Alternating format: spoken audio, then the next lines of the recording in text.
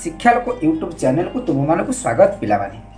ଆଜିର ଭିଡ଼ିଓରେ ଅଷ୍ଟମ ଶ୍ରେଣୀ ସାହିତ୍ୟିକା ପୁସ୍ତକର ବୃକ୍ଷ ମାହାତ୍ମ୍ୟ ବିଷୟରେ ଥିବା ଦୀର୍ଘ ପ୍ରଶ୍ନ ଉତ୍ତର ଓ ସରଳାର୍ଥ ବିଷୟରେ ଆମେ ଆଲୋଚନା କରିବା। ଏ ପ୍ରଶ୍ନଟି ହେଉଛି, ବୃକ୍ଷମାନଙ୍କ ଜୀବନ ଧନ୍ୟ କବି ଏପରି କାହିଁକି କହିଛନ୍ତି? ଉତ୍ତରଟିକୁ ଆମେ ଆରମ୍ଭ କରିବା। ଉତ୍କଳୀୟ କାବ୍ୟ ଯୁଗକୁ ଭକ୍ତିରସର ଧର୍ମଧାରାରେ ପ୍ଲାବିତ କରିଥିବା ସାରସ୍ୱତ ସାଧକଗଣଙ୍କ ମଧ୍ୟରେ ଅତିବଡ଼ି ଜଗନ୍ନାଥ ଦାସ ଅଗ୍ରଗଣ୍ୟ। ତାଙ୍କର ଲେଖନୀ ନିଃସୃତ ସୃଷ୍ଟି ସମ୍ପଦ ମଧ୍ୟରେ ତୁଳାଭିଣା, ଅର୍ଥକୋଇଟି, ଦାରୁବ୍ରହ୍ମ ଗୀତା, ମୃଗୁଣୀ ସ୍ତୁତି ବେଶ୍ ପାଠକ ପ୍ରିୟ ହୋଇପାରିଛି। ଏହା ହେଉଛି ପିଲାମାନେ କବିଙ୍କର ପରିଚୟ ଓ କୃତି। ଏବେ ଆମେ ଦେଖିବା ବିଷୟ ପ୍ରସଙ୍ଗ। ବୃକ୍ଷ ମାହାତ୍ମ୍ୟ ଶୀର୍ଷକ ପାଠ୍ୟାଂଶଟି ଜଗନ୍ନାଥ ଦାସଙ୍କ ରଚିତ ଓଡ଼ିଆ ଭାଗବତର ଦଶମ ସ୍କନ୍ଧ ଅନ୍ତର୍ଗତ ତ୍ରୟୋବିଂଶ ଅଧ୍ୟାୟରୁ ଆନିତ। ଏଠାରେ ବୃକ୍ଷମାନେ ପରର ଉପକାର କରୁଥିବାରୁ ସେମାନଙ୍କ ଜୀବନ କିପରି ଧନ୍ୟ ହୋଇଛି ସେ ବିଷୟରେ ବର୍ଣ୍ଣନା କରାଯାଇଛି। ଏହାପରେ ଦେଖିବା ବର୍ଣ୍ଣନା। ଗୋପାଳ ବାଳକମାନଙ୍କ ସହିତ ଶ୍ରୀକୃଷ୍ଣ ଗୋଚାରଣ ନିମନ୍ତେ ବନକୁ ଗମନ କରିଛନ୍ତି। ଗ୍ରୀଷ୍ମକାଳୀନ ସୂର୍ଯ୍ୟଙ୍କ ତାପକୁ ସହ୍ୟ କରି ନ ପାରି ଶ୍ରୀକୃଷ୍ଣ ଗୋପାଳ ବାଳକମାନଙ୍କ ସହିତ ବୃକ୍ଷର ସୁଶୀତଳ ଛାୟାରେ ବିଶ୍ରାମ ନେଇଛନ୍ତି। ବୃକ୍ଷର ମହିମା ସମ୍ପର୍କରେ ଶ୍ରୀକୃଷ୍ଣ ଶତମୁଖ ହୋଇଛନ୍ତି। ବୃକ୍ଷକୁ ସୁଜନ ସହିତ ତୁଳନା କରିଛନ୍ତି। ସାଧୁ ଲୋକ ଯେପରି ଅନ୍ୟର ଉପକାର ଲାଗି ନିଜକୁ ଉତ୍ସର୍ଗ କରନ୍ତି, ସେହିପରି ବୃକ୍ଷମାନେ ଗ୍ରୀଷ୍ମର ପ୍ରଚଣ୍ଡ ତାପ, ଶୀତର ପ୍ରକୋପ, ବର୍ଷାର ଆଘାତକୁ ମଥାପତି ସହ୍ୟ କରନ୍ତି। ପ୍ରାଣୀମାନଙ୍କ ଲାଗି ଜୀବନ ଧାରଣର ମାଧ୍ୟମ ହୋଇଥାନ୍ତି। ଏଣୁ କବିଙ୍କ ଭାଷାରେ ପରେ କରନ୍ତି ଉପକାର, ସୁଜନ ପ୍ରାଣୀଙ୍କ ବ୍ୟବହାର, ଶୀତ ବରଷା ଘର୍ମ ଦୁଃଖ, ସହି ଆମ୍ଭଙ୍କୁ ଦିଅନ୍ତି ସୁଖ। ସୁଜନ ଘରକୁ ଅତିଥି ଗଲେ ସମସ୍ତେ ପ୍ରକାରର ଅଭ୍ୟର୍ଥନା ପାଇଥାନ୍ତି, କେବେ ହେଲେ ନିରାଶ ହୁଅନ୍ତି ନାହିଁ।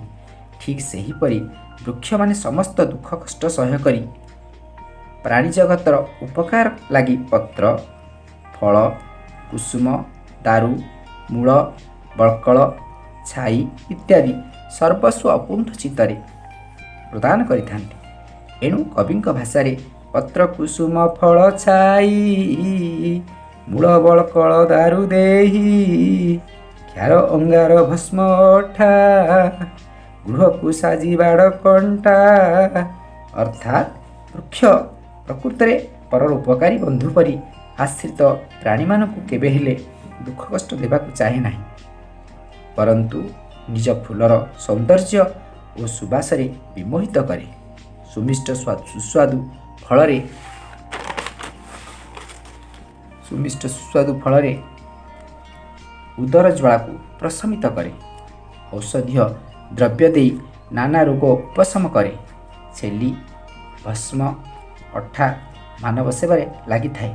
ଅତଏବ ବୃକ୍ଷ ହିଁ ପ୍ରାଣୀ ଜଗତର ପରମ ମିତ୍ର। ତାର ଜୀବନ ଧନ୍ୟ। ସେ ପ୍ରକୃତରେ ପର ଉପକାରୀ, ତ୍ୟାଗର ପ୍ରତୀକ। ବାସ୍ତବରେ କବିଙ୍କ ବର୍ଣ୍ଣନା ଯଥାର୍ଥ ଓ ଯୁକ୍ତିଯୁକ୍ତ। ଏଠାରେ ବୃକ୍ଷର ଉପକାର ଗୁଣ ପାଇଁ ତାର ଜୀବନ କିପରି ଧନ୍ୟ ସେ ବିଷୟରେ ସୁନ୍ଦର ଭାବରେ ବର୍ଣ୍ଣନା କରାଯାଇଛି। ଏହି ଭାଗଟି ହେଉଛି ଆମର ଏତିକି ଶେଷ କଥା। ତାପରେ ଆମେ ଦେଖିବା ସରଳାର୍ଥ। ସରଳାର୍ଥ ଅଛି, ଏହାଙ୍କ ପ୍ରାୟ ଯେବେ ହୋଇ ସଂସାର ମଧ୍ୟ ଦେହ ବହି। ପ୍ରଥମେ ଆମେ ପିଲାମାନେ କ'ଣ କରିବା, ପ୍ରଥମ ପଦ ଯେଉଁ ଏହାଙ୍କ ନେବା, ତାପରେ ଶେଷ ପଦ ଦେହି ଦେହ ବହିଟିକୁ ଆମେ ନେବା।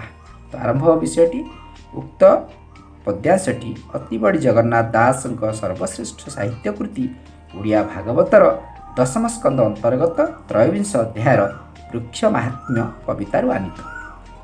ଏଠାରେ ବୃକ୍ଷର ପରୋପକାରୀ ସ୍ୱଭାବ ସମ୍ପର୍କରେ କବି ବର୍ଣ୍ଣନା କରିଛନ୍ତି। ପିଲାମାନେ ଆମେ ଏଠି ଜାଣିବା ଦରକାର ଯେ ଆମେ କବିଙ୍କର ନାମଟିକି ଲେଖିଦେଲେ ଅଧେ ମାର୍କ ଏବଂ ବୃକ୍ଷର ମାହାତ୍ମ୍ୟ ଯେଉଁ କବିତାର ନାମ ଲେଖିଦେଲେ ଅଧେ ମାର୍କ, ତା ସହିତ ଯେଉଁ ପ୍ରସଙ୍ଗଟିକୁ ଲେଖିଲେ ଆମେ 1 ମାର୍କ ପାଇପାରିବା। ଏବେ ବିଷୟବସ୍ତୁଟିକୁ ଆମେ ଆରମ୍ଭ କରିବା। ଶ୍ରୀକୃଷ୍ଣ ଗୋପାଳ ବାଳକମାନଙ୍କ ସହିତ ଗୋଚାରଣ ନିମନ୍ତେ ବନଗମନ କରିଛନ୍ତି। ଗ୍ରୀଷ୍ମକାଳୀନ ସୂର୍ଯ୍ୟଙ୍କ ପ୍ରଚଣ୍ଡ ତାପକୁ ସହ୍ୟ ନ କରିପାରି ସମସ୍ତେ ବୃକ୍ଷର ସୁଶୀତଳ ଛାୟାରେ ବିଶ୍ରାମ ନେଇଛନ୍ତି। ବୃକ୍ଷର ପରୋପକାରୀ ଗୁଣରେ ଶ୍ରୀକୃଷ୍ଣ ବୃକ୍ଷର ମହିମା ଗାନ କରିଛନ୍ତି। ବୃକ୍ଷ ସର୍ବଦା ପରୋପକାରୀ, ତ୍ୟାଗର ପ୍ରତୀକ, ପ୍ରାଣୀ ଜଗତର ପରମ ମିତ୍ର। ସେ ବର୍ଷା, ଖରା, ଶୀତର ପ୍ରକୋପକୁ ସହ୍ୟ କରି ପ୍ରାଣୀ ଜଗତକୁ ଅସୀମ ଆନନ୍ଦ ଦିଏ। ପ୍ରାଣୀର ବଞ୍ଚିବା ଓ ଜୀବନ ଧାରଣରେ ସହାୟକ ହୁଏ। ଫୁଲ, ଫଳ, ପତ୍ର, ଛାୟା, ବଳକଳ ଇତ୍ୟାଦି ପ୍ରଦାନ କରି ମାନବର ଅଶେଷ ଉପକାର ସାଧନ କରେ। ଶ୍ରୀକୃଷ୍ଣଙ୍କ ମତରେ ବୃକ୍ଷ ସୃଜନ ସହ ତୁଳନୀୟ। ସେ ସମସ୍ତଙ୍କ ସୁଖ ଓ ଜୀବନ ଧାରଣରେ ସହାୟକ ହୋଇଥାଏ।